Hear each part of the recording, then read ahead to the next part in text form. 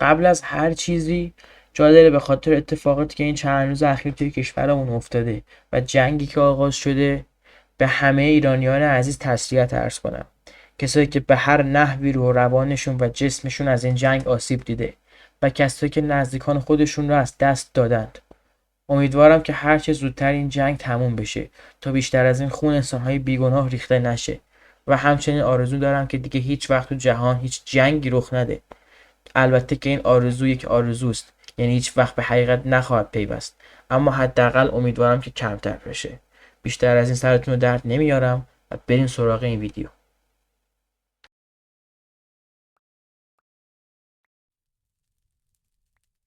خیلی خوش اومدید به چنل اوترا ایچ و یه ویدیو دیگه از چنل، یه ویدیوی بدوارزی دیگه. حقیقتش یه پلیلیست توی چنل داشتیم به اسم ماین جی تی ای و من اینو یه مدت کلا فراموش کرده بودم. یه پلیلیستی که با آیدی پروتاگونیسته جی تی ای میریم ماینکرافت آنلاین، بیشتری بدوارز میریم به غیر از قسمت این تا حالا همه رو با احتساب این قسمت چهارم همه قسمت ها رو بدوارز بازی کردیم به غیر از قسمت اولمون که با آیدی نیکوبلیک بودیم. تیرکس ماه فکر کنم قطع بود و رفتم بدوارز ها پرکتیس بازی کردم. از اینا که بگذریم میایم قسمت چهارم، جایی که آیدی و تم امروزمون تامی ورسیتیه، شخصیت جی تی ای وای سیتی، شخصیت اصلی و پروتاگونیست جی تی ای وای سیتی که تو این ویدیو قراره مفصل راجبش صحبت کنم. و اینم بگم که این ویدیو رو استثناءً وایس اوور کردم ببینم که آیا میتونم بهتر نکات مربوطه به یک پروتاگونیست رو در حالت وایس اوور بیان کنم یا نه، که اگه خوب باشه برای قسمت بعدی شاید این کار رو انجام بدم. بریم سراغ تامی ورسیتی.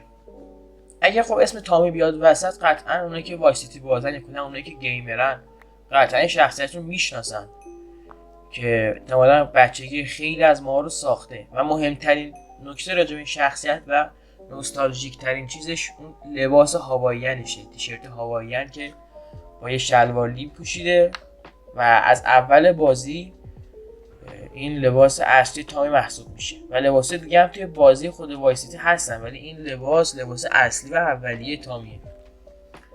و صدا پرداز این شخصیت هم ری لیوتا، یکی از بازیگرای معروف که فکر کنم چندین ساله که درگذشته، حالا آمار دقیقش میگم بهتون که کی مرده و اینا.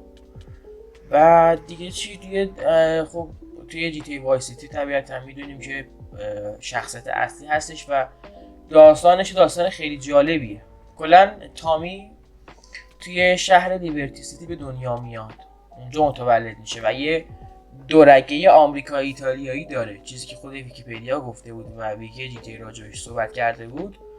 و از اول برای خانواده فورلی کار میکنه که یکی از افراد مهم خانواده فورلی همین سانی فورلیه. کلا توی لیبرتی سیتی مافیا ایتالیایی ما لئونه رو داشتیم، یعنی مافیا ایتالیایی که فعال بودن لئونه بود که سردستشون سالواتور لیونه بود که توسط خود کلاد همین سالواتور لیونه کشته میشه. و خانواده سینداکو بودن که حتی سینداکویا بیشتر توی جی تی ای سنریز حاضر بودن تا خود جی تی ای 3. و به سیسیل هام بودن که فکر کنم توی جی تی ای لیبرتی سیتی استوریز بیشتر حاضر بودن، مافیا ایتالیایی. و یکی دیگه که مهم که ما راجعش بیشتر قراره بحث کنیم فورلیه.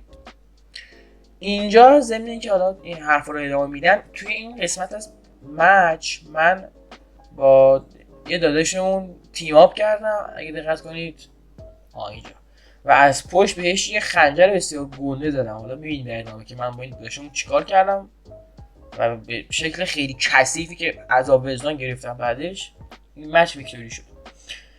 از حرفای راجع به بازی که بگذریم بریم سراغ خود جی تی وای سیتی. مافیای فورلیان که خب بررسی کردیم راجبش، همون مافیا یکی از مافیا ایتالیایی لیبرتی سیتی که یکی از مهمترین افرادش همین سانی فورلیه، یکی از رفقای نزدیک تامی.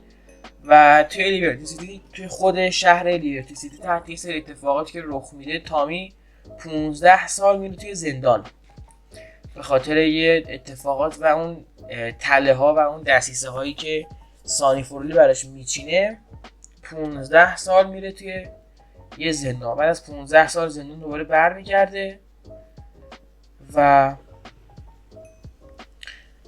دوباره فعالیت خودش رو شروع میکنه برای خانواده فورلی و اصلا برای کلا فورلی ها برای مستحکم تر کردن یا چی شد، آره برای بهتر، حالا بگیم بهتر کردن، برای بهتر کردن حکومت چه سمیه داداش، قلمرو بهتری بگیم، چی دارم میگم، برای بهتر کردن و وسعت بخشیدن به قلمرو خودشون خواستن که توی وایسیتی هم یه دستی داشته باشن، چون وایسیتی به تعبیر خود سانی فرولی در اوایل بازی که کاتین اولیه پخش میشه مثل یه طلای 24 عیار. خیلی از افراد معروف مثل کوبایی ها و مردم های هایتی که توی خود بازی هم میبینیمشون اونجا حضور دارن و این هم از دست اول که وین شد. به این دست بعدی بلافاصله بدون هیچ گونه وقفه‌ای باز همون مپ قبلی که این دست باختم توی این مچ دوم. حالا ببین چی میشه دیگه. و دیگه چیز کلا برای اینکه توی وایسیتی هم یه دستی داشته باشن خود فورلی ها، تامی ورسیتی به نمایندگی از فورلی ها میاد و یه معامله ترتیب میده با برادران ونس که لنس ونس و ویکتور ونس باشن و اون معامله تحت اتفاقات خیلی خشن که اوایل بازی میبینیم به هم میخوره و کل بازی ما دنبال این پولا موادایی که از دست رفته میگردیم و اتفاقات بعدی که میفته و بعدم که خب تامی متوجه میشه که اون 15 سال زندانی که رفته دسیسه های سانی بوده و از این لحاظ دیگه باش بد میشه و کلا یه اتفاقات کلا رابطه بینشون شکراب میشه به اصطلاح و اتفاقات بعدی و مرحله آخر بازی که دیگه تامی دخل سانی میاره و من توی چنلم دارم واکتوی جی تی وای سیتی رو میرم، یعنی مراحل اصلی جداست و خیلی وقت هم هست که اصلا ازش ویدیو نداشتیم. البته اینو بگم که من تا قسمت 13 جی تی وای سیتی رو رکورد کردم کامل، یعنی فایل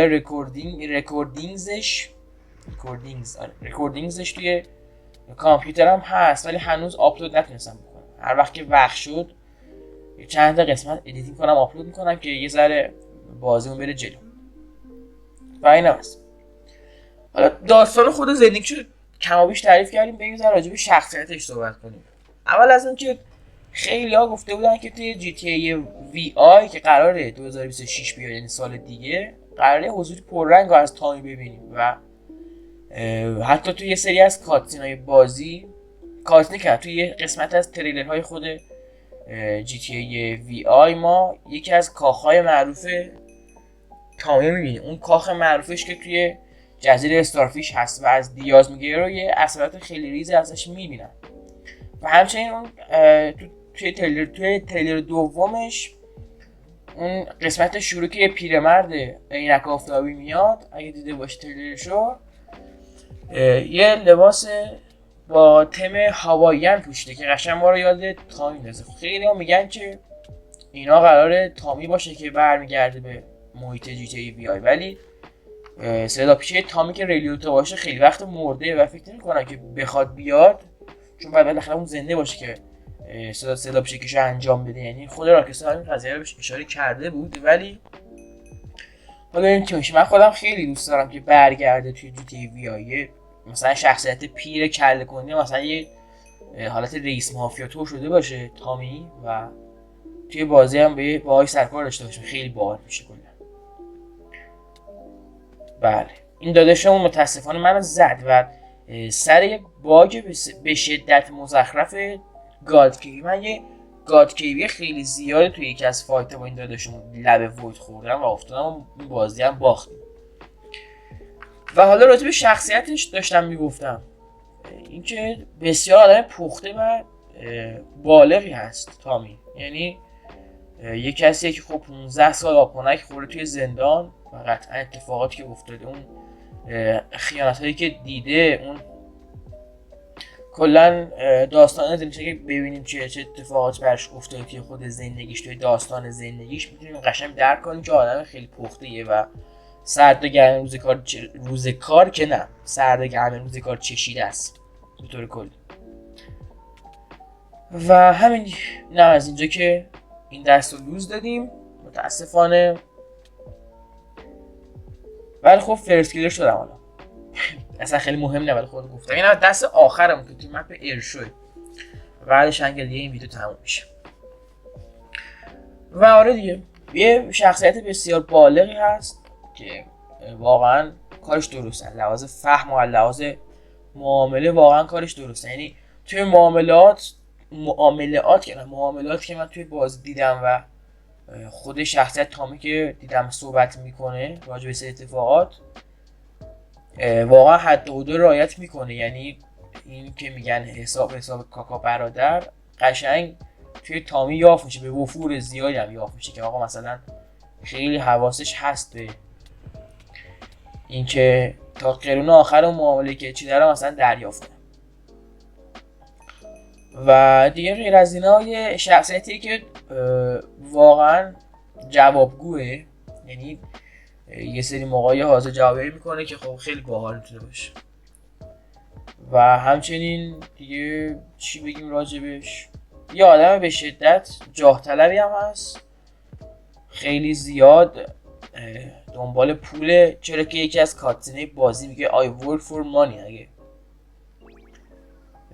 یادتون باشه توی یکی از کاتسینه مراحل دیاز وقتی برای اولین بار دیاز میاد میگه دیاز بهش میگه تو از این بعد برای من کار میکنی، و تامی هم خیلی گنگوار خیلی سیگماوار میگه که چی، میگه آقا من برای پول کار میکنم، که چیز خیلی جالبی. و دیگه چی بگیم، یکی از معروف‌ترین دیالوگای خود تامی هم این دیالوگ خیلی باحالشه که میگه تامی ورسیتی remember the name. این دیالوگ هم دیالوگ خیلی باحالیه، یه حس خیلی خفنی به پلیر القا میکنه که توی یکی از فکر کنم مراحل ورسیتی استیت اینو تکرار میکنه که اینم در خودش جالبه دیگه. علاوه کله خر بودن و ارتش تک نفره بودن هم که خب واقعا تو داستان بازی خیلی خوب ظاهر شده خود تامی. و همین دیگه یه هوش به شدت بالایی هم داره، اگه دقت کرده باشید توی کاتسینای مراحل ایوری کرینگتون واقعا هوش بالایی داره، یعنی خیلی جالب یه سری مطالب رو میفهمه، راجبش صحبت میکنه و آدم کلا باحالیه. یعنی یکی از شخصیت‌های بسیار خفن جی تی ای محسوب میشه. و حتی خود راکستار هم این تامی ورسیتی به عنوان شخصیت محبوب خودش معرفی کرده. یعنی کلا جی تی ای وای سیتی نسخه جی تی ای هستش که تو کمتر از 9 ماه، یعنی حتی یه سال کمتر ساخته شد. و از این رو برای خیلی از کارکنان راکستار این نسخه مورد علاقه‌اش محسوب میشه، چون که توی زمان خیلی کمی ساخته شد. و از این لحاظ میتونیم بگیم که آره تامی هم مثلا شخصیت محبوبشون به حساب میاد. و این هم هست دیگه، اونقدر فکر کنم حرف برای گفتن نمیمونه. و یه چیز خیلی عجیب که من دیدم توی به اصطلاح ریمستر جی تی ای تریلوژی بود که نسخه دیفینیتیو ادیشن توی ریمسترینگ جی تی ای وای سیتی واقعا قیافه تامی خیلی عوض شده بود، خیلی عجیب قیافش تغییر کرده بود. امیدوارم که بعدا اگر قرار آپدیت داده بشه این قیافه رو درست کنن اصلا. و این هم برای من خیلی غیر قابل هضم بود. شاید بعضی به این قضیه عادت کنه ولی برای من غیر قابل هضم بود که اینقدر قیافش عوض شده بود. حالا حتی اون نسخه اصلا این نسخه بود که فقط راکستار داد که یه ذره دهن مردم ببنده، بیشتر داشت روی جی تی ای وی آی تمرکز میکرد از همون سال. و همین دیگه به نظرم حرف برای گفتن باقی نمیمونه. یه هر چی صحبت بوده انجام میدیم راجع به جی تی ای وای سیتی، راجع به تامی و راجع به کلا اتفاقات که برای این کاراکتر میفته توی جی تی ای وای سیتی. دیگه این آخرا رو از این بازی لذت ببرید که دیگه ویدیو هم تموم شه. دیگه حرف برای گفتن نمیمونه. اینجا ایس بگم این ترپ بلایندنس فکر کنم چیزم میده، فکر کنم اسکلونس هم میده بهتون توی بدوارز و من خیلی سخت تونستم حرکت کنم که این دو داشته بزنم، من خیلی راحت زد. و یه چیز دیگه هم بگم، توی جارتکس و پیکا استکر خیلی هست، یعنی اگه میخواید ببرید حتما بعد راش اول که میزنید برید سراغ استک کردن که مثل من بعضی جاها فشار نخورید. و همین دیگه، این هم دیگه داریم کم کم میرسیم به آخر ویدیو. امیدوارم که از این ویدیو لذت برده باشید. که ببخشید یه ذره این ویدیو کم حرف زدم، باید ذره بیشتر فکر کنم هم زمان میداشت هم بیشتر راجع به شخصیت حرف میزنم. فقط خواستم سریع ویدیو رو بدم بیرون. ان شاءالله قسمت بعدی بیشتر راجع به شخصیت مد نظر حرف میزنیم. و اینم هست تا ویدیوهای بعدی و قسمت بعدی از ماین جی تی ای. فعلا خدا نگهدار.